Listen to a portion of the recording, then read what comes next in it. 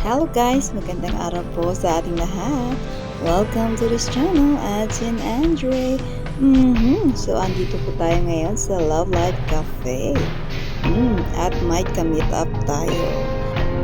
No choice ako kundi papasok ka agad kasi sabi naman dito, no bystanders, customers only. Ayan, kaya nag-order na rin ako kaagad kasi sabi naman ng aking ka-meet up, malapit na siya. Pero, napangiti na lang ako nang pag-message siya na pabalik sa kanilang bahay at nakalimutan niya ang kanyang sinaing. Paano ba naman? Ito ang aking order. Kape at saka banana split.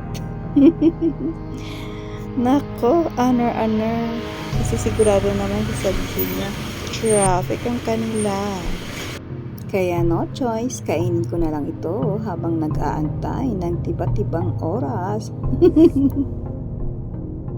Thank you for watching guys. Bye!